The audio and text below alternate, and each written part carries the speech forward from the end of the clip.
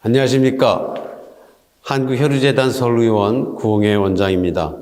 저는 작년 2월 삼성서울병원을 퇴임한 후 3월부터 혈유재단 서울의원에서 유경 원장님과 함께 여러 혈우병 환우들의 진료를 담당하고 있습니다.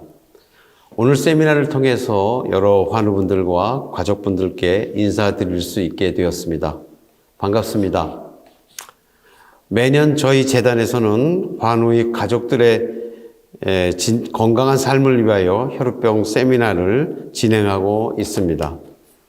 이번 세미나에서는 8인자의 포괄적 접근, 혈우병 환자에서 만성C형 간염의 치료, 그리고 불안장애 등 총 3개의 강의를 준비하였습니다. 저희가 준비한 강의가 환우분들과 가족분들에게 도움이 되길 바라며 항상 건강하시기를 기원합니다. 그럼 먼저 제 강의를 시작하도록 하겠습니다. 제가 오늘 준비한 내용은 8인자의 포괄적 접근입니다. 쉽게 말해서 8인자 제재의 최근 새로운 측면에 대해서 간략하게 말씀드리고자 합니다. 혈우병 A 환자의 치료 옵션 중에 하나인 8인자에서 지혈 기능 외에 새로운 역할들이 발견이 되었습니다.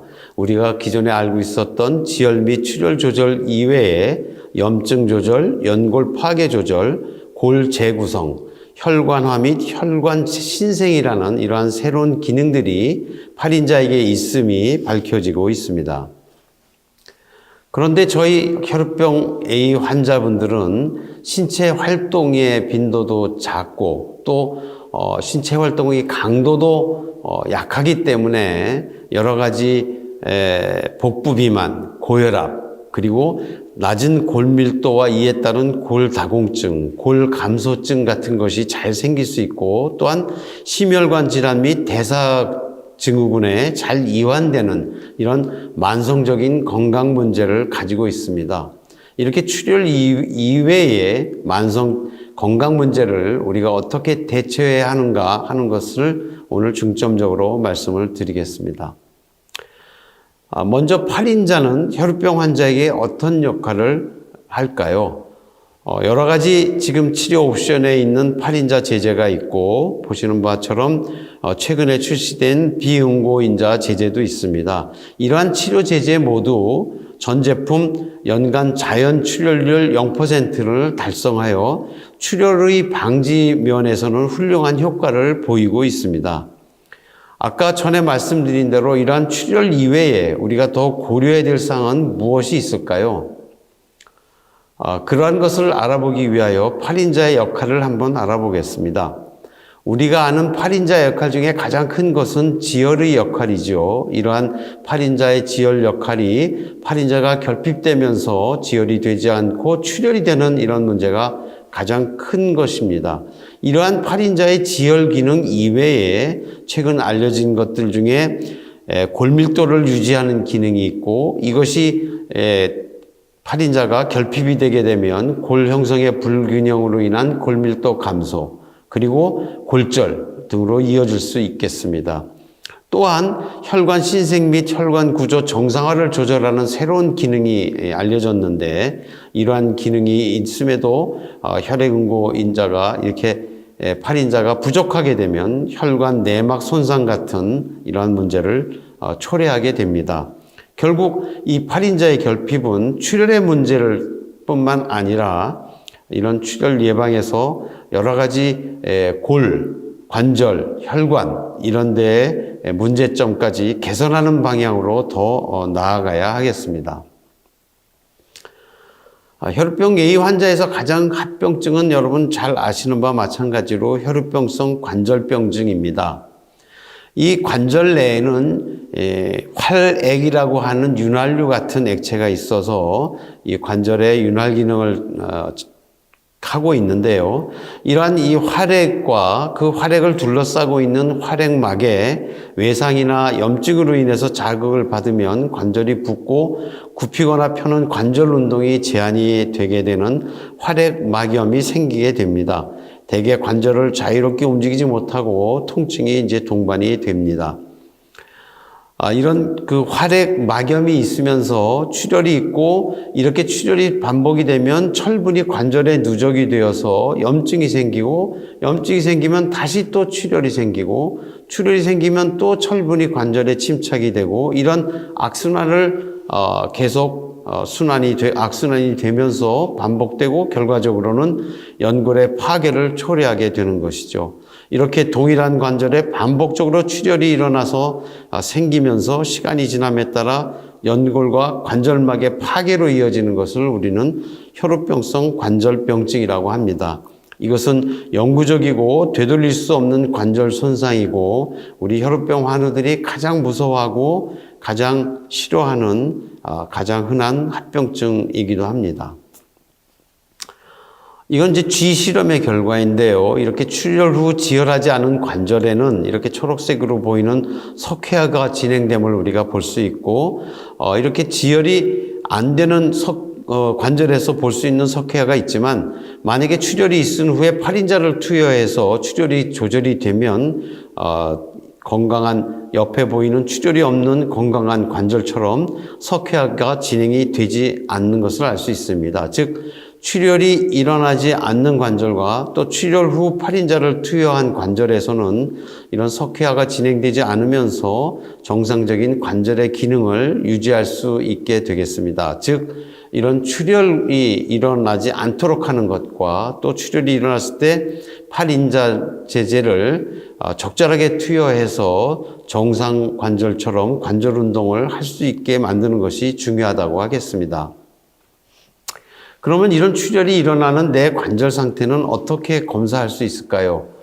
혈우병 관절 건강 점수라는 HJHS라는 것이 있습니다. 이것은 어린이나 성인에게 모두 적용이 가능하고 특별한 장비나 시설이 필요하지 않습니다. 그렇지만 MRI나 초음파보다 민감도는 낮고 시각적으로 관절병증이 뚜렷하지 않을 때는 잘 감지하지 못하는 단점이 있겠습니다. 반면에 엑선 촬영은 낮은 비용으로 쉽게 이용이 가능하지만 대개 중등증이나 중증 등 심각한 관절병증이 어느 정도 일어난 상황에서는 그 변화를 알아보기가 쉽겠습니다. 반면에 초기에는 알아보지 못하는 단점이 있겠습니다. MRI는 관절 평가에 가장 민감한 방법이면서 초기의 출혈 및 관절병증을 변화하는데 아주 탁월한 기능을 가지고 있습니다. 하지만 비용이 비싸고 종종 어린아이에게는 30-40분 움직이지 않고 촬영을 해야 되기 때문에 수면 마취 같은 것이 필요한 그런 단점이 있겠습니다. 초음파는 MRI보다 저렴하고 검사가 빠른 장점이 있고 출혈 초기의 관절 변화도 알 수 있는 장점이 있지만 MRI보다는 초기 관절 변화에는 덜 민감한 단점이 있겠습니다. 이러한 방법들을 통해서 우리가 혈우병 환우들의 관절 상태를 체크할 수가 있는데, 이 무증상 출혈이 있는 경우 또는 조기 관절 변화 이런 것들을 알아보기에는 제한점이 있습니다. 그런데 최근에 이러한 무증상 출혈이 있는 환자의 조기 관절 변화를 빠르게 감지하는 여러 가지 민감한 진단 방법이 대두되고 있습니다. 이 골 재해 형성과 염증 관련 생물학적 지표들, 이런 TNF-알파라고 하는 이런 등등의 염증 유발 표현 인자, 그리고 관절기형 비대증을 표현하는 인자, 신생 혈관 형성에 관련된 생물학적 지표들, 이런 또 세포 자멸사에 관련된 지표들, 이런 지표들을 이용을 해서 관절염 및 혈우병성 관절병증으로 진화하는 관절 상태를 조기에 확인할 수 있는 방법들이 연구되고 있습니다. 이러한 생물학적 지표들을 이용해서 우리가 팔인자 예방요법을 하고 있는 상황에서 여러 가지 관절의 상태를 평가를 한번 한 그런 연구가 있습니다. 혈관 기저막 재형성과 관절 윤활막 비후, 연골 재구성 등에 있어서 이런 생물학적인 지표들을 측정함으로써 우리가 8인자 예방요법을 하면서 이러한 혈관 기저막 재형성 등 이런 것들이 어떻게 변화하는지를 한번 관찰을 해 보았는데, 혈관 기저막 재형성과 관절 윤활막 비후에 있어서 8인자 예방요법을 한 경우 여러 가지 생물학적 지표들의 개선이 있었고, 특히 8인자 제제가 1 내지 3%로 유지되는 경우보다는 8에서 12%로 높게 유지된 경우에 있어서 이러한 생물학적 지표의 개선 효과가 더 크게 됨을 알 수 있었습니다. 연골 재구성은 관찰 기간이 짧아서 그렇게 뚜렷한 변화를 관찰하지는 못하였습니다.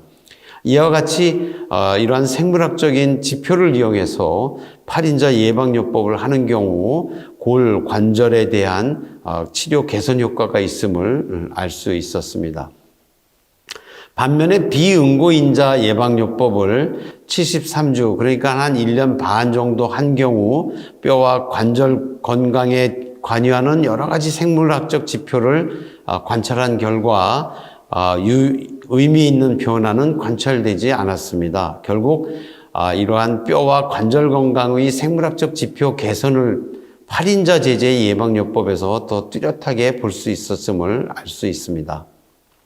우리가 혈우병 A 환자의 치료에 관리에 있어서 어떤 치료법과 어떤 기준으로 선택해야 되는지에 대해서는 많은 이야기가 있고, 최근 세계 혈우연맹 3차 가이드라인에서도 이 치료 제품을 규칙적으로 투여하는 것을 강조하면서 예방적 치료로 예방적 치료의 목표를 혈우병 질환이 없는 정상인들과 유사한 이 가정, 학교, 직장 및 지역사회에서의 대부분 신체 및 사회적 활동에 참여할 수 있는 건강하고 활발한 삶을 누릴 수 있는 정도, 그런 정도로 예방을 하는 것이 궁극적인 목표임을 권고하고 있습니다. 그러한 의미에서 우리가 여러 가지 치료 제제들의 장단점을 비교해 보면, 우리가 표준 반감기 응고인자는 최고 응고인자를 빈번하게 도달하는 장점이 있고, 반감기 연장 응고인자는 주사 횟수를 줄이는 장점이 있습니다. 비응고인자는 피하로 투여하는 장점이 있는 반면에 최고 농도로 올라가지는 못하고 좀 낮은 농도로 유지되는 문제가 있겠습니다. 유전자 치료제는 좋은 장점이 있는 반면에 역시 최고 응고인자의 도달은 그렇게 높게 유지가 되지 못하는 단점이 있습니다. 이러한 각 치료 제제의 장단점을 고려하고 투여 후 8인자 최고 응고인자의 레벨 얼마큼 올라가는지, 그리고 투여 후 얼마까지 내려가는지, 이런 것들을 고려해서 여러 환자분 몸에 들어간 이러한 치료 제제가 그 몸속에서 어떻게 움직이면서 약물 동력학적인 변화를 가져오는지, 이런 PK라고 하는 그 데이터, 그리고 환자분 개개인의 신체 활동 수준과 라이프 스타일, 누구는 축구를 많이 하고 누구는 그냥 일상적인 걷는 운동만 하는, 이런 여러 가지 신체 활동의 수준과 라이프 스타일이 다른 것을 고려해야 되고, 나이와 몸무게는 기본이 되겠습니다. 그리고 얼마큼 이런 치료 제제를 잘 투여하는지, 이런 투여 수능도, 그리고 환우분들의 관절 각각의 상태, 그리고 출혈률, 이런 것들을 다 고려해서 개인 맞춤형으로 치료에 어떤 식으로 치료를 해야 되는지 우리가 방법을 고려를 해야 되겠습니다. 이상 8인자 제제의 치료에 대해서 새로운 측면에 대해서 말씀을 드리면서 개인형 맞춤 치료에 대해서 말씀을 드렸습니다. 새해에도 혈우병 관리를 잘 하셔서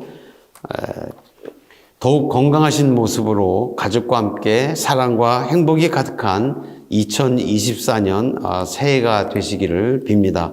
저희 한국혈우재단 직원 모두는 늘 혈우병 환우분들의 혈우병 관리를 여러분 주변에서, 근처에서 늘 열렬히 응원하고 있습니다.